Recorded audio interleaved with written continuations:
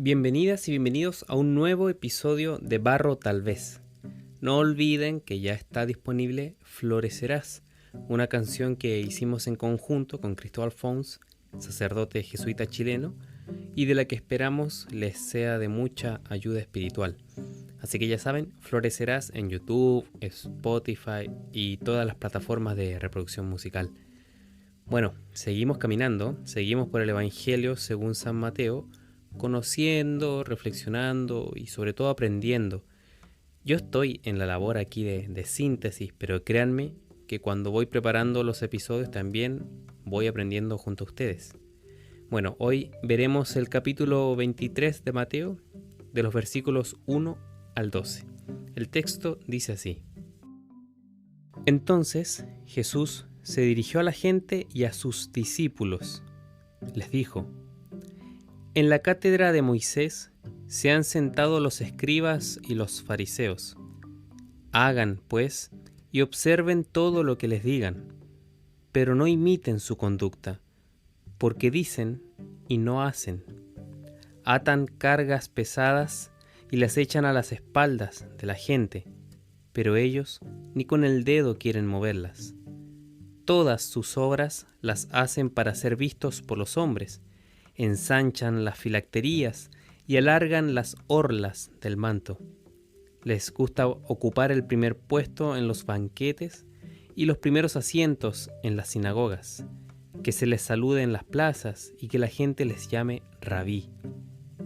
Ustedes, en cambio, no se dejen llamar rabí, porque uno solo es su maestro, y ustedes son todos hermanos.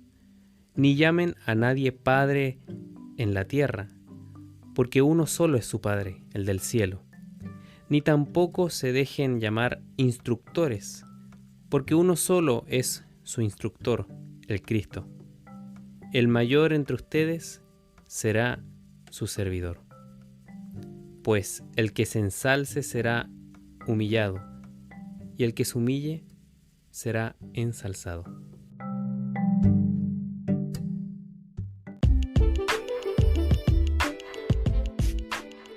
En el episodio anterior hablamos del encuentro entre Jesús y los fariseos, quienes buscan ponerlo a prueba a partir de preguntas complejas. Ellos preguntan sobre la ley, sobre el mandamiento más importante, pero Jesús responde con mayor profundidad.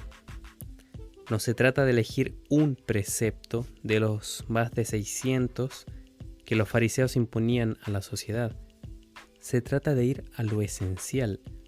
Jesús les dice amar a Dios sobre todo y al prójimo como a sí mismo, porque es consciente que las normas impuestas a la sociedad hacen que el vínculo con Dios se diluya. ¿Por qué? Porque la preocupación está puesta más en el cumplimiento que en el acercamiento a Dios.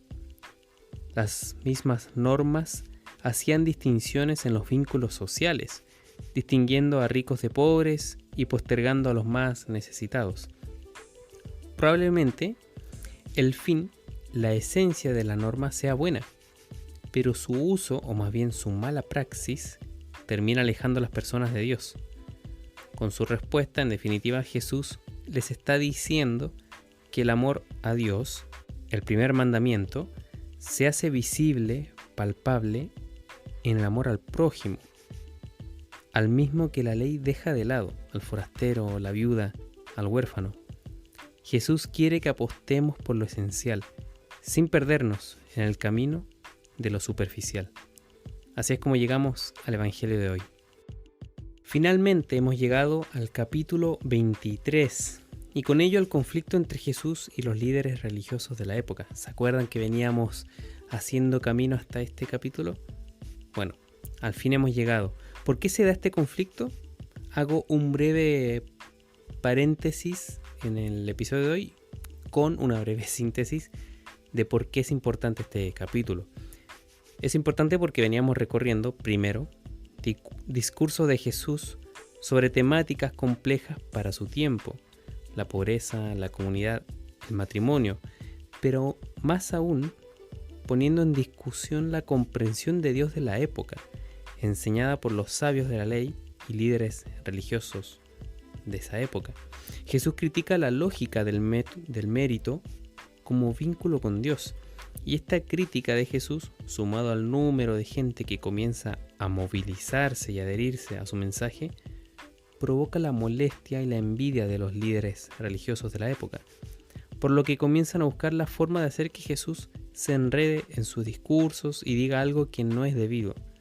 Recordarán que eso hemos visto las últimas 2 semanas, los sabios y maestros de la ley poniendo a prueba a Jesús. Recordemos también que este Evangelio de Mateo está escrito con un énfasis en la comunidad, pero apostando a la conversión de estos líderes religiosos. Y si se acuerdan, los primeros capítulos de este podcast veníamos hablando de ese fracaso de la misión. Bueno, todo eso hay que hacer esa síntesis para llegar a este capítulo 23. Bien, hoy tenemos un Jesús que en su enseñanza a la gente y a sus discípulos nombra explícitamente a los escribas y fariseos como causantes de las injusticias de la época. Para los expertos, esta tensión redactada es imagen de la tensión entre los cristianos y los judíos del primer siglo. Tengamos esto que ya dije antes sobre el Evangelio de Mateo, que va destinado a los judíos, al poderoso de la época, y que tiene un contenido haciendo énfasis en lo comunitario. ¿Sí? Esta preocupación en lo comunitario. Hace unos meses atrás también tratamos el sermón comunitario presente en este Evangelio, si desean recapitular e irse a ese episodio de este podcast. Bueno, Mateo en su redacción nos va mostrando la tensión y las tensiones que va viviendo su comunidad, en este caso con los judíos de la época. Tengamos presente que en esa vida comunitaria habían cristianos, obvio, pero también judeo-cristianos, es decir, hombres y mujeres que vivieron por mucho tiempo el judaísmo, que abrazaron el modo de vivir el vínculo con Dios al estilo de los líderes espirituales de la época. ¿Y cuál es el estilo de aquellos líderes? Justamente lo que Jesús va criticando. En primer lugar, son hombres, que no es un dato menor, porque se trataba de un cargo no destinado a la mujer, que poco y nada de derechos tenía. En segundo lugar, hombres vanagloriosos, que desean ser vistos como líderes y nombrados como tal. Por ello siempre buscan los primeros lugares, ser saludados, ser llamados rabí, que quiere decir mi grande, pero que después es traducido como maestro mío. Hago un paréntesis y ya vuelvo a ese punto que acabo de decir. Quiero puntualizar una cuestión estructural, por si no se percataron, pero este texto lo podemos dividir en 2 partes, al igual como ya hemos hecho en otros textos. La primera parte, del versículo 1 al 7, es la acusación de Jesús a los líderes espirituales de la época. Y la segunda parte, del versículo 8 al 12, algo así como reglas para los discípulos. Ustedes se darán cuenta al leerlo. Bien, se dieron cuenta que el Evangelio dice: ni llamen a nadie nuestro Padre en la tierra, porque uno solo es el Padre de ustedes, el del cielo. Bueno, es por esto mismo que yo venía hablando antes.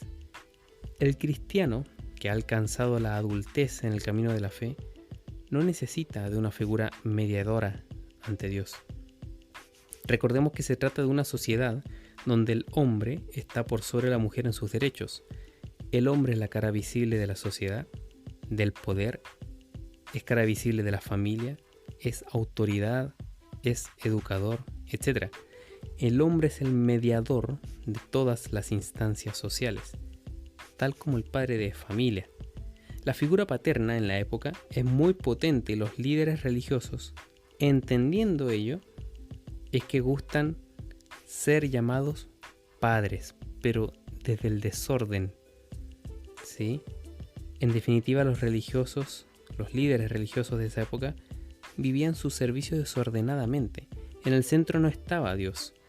El poder lo absolutizaban en ellos mismos. Gustaban de esa vanidad de ser visibles y nombrados con grandes títulos, como justamente el de padre. Eso es lo que critica Jesús, que no sea Dios el centro de sus vidas, aun cuando sí de sus enseñanzas. porque dicen y no hacen. Ahora bien, también otros autores explican que en verdad tan así como se describe a los fariseos no era, que se trata más bien de una caricatura que de un retrato. Esto por dos cosas. Primero, las circunstancias epocales, es decir, la tensión vivida de las primeras comunidades cristianas, excluidas de la comunidad judía, entonces buscaban escribir y dar fe de ello. Y en segundo lugar, conectado con esto primero, por el género literario utilizado, llamado de la polémica, que es justamente un modo de exagerar o simplificar al adversario. Adversario, entiéndase, por la tensión que acabo de mencionar. Del modo que sea, debemos ser capaces de filtrar la información y rescatar lo esencial que se nos quiere decir en el texto. Cuidarnos de vivir la hipocresía del decir de Dios, pero actuar contrariamente. ¿Qué sería actuar contrariamente? Lo que Jesús viene criticando y que ya hemos analizado. La arbitrariedad al imponer una ley o un dogma, la vanidad y ostentación en el cumplimiento de una ley, la incapacidad de discernir lo realmente importante de lo que es accidental y secundario. Es decir, preocuparnos más por lo superficial que por lo esencial. O bien, como dice Jesús, cuidarnos de, este es el mensaje que nos quiere dar, cuidarnos de ensanchar las filacterías y alargar las orlas del manto. Qué palabras más extrañas. Probablemente en Latinoamérica no sé si se usan en algún otro país, yo jamás las había escuchado. Pero bueno, tuve que buscarlo. ¿Qué es una filactería y una orla?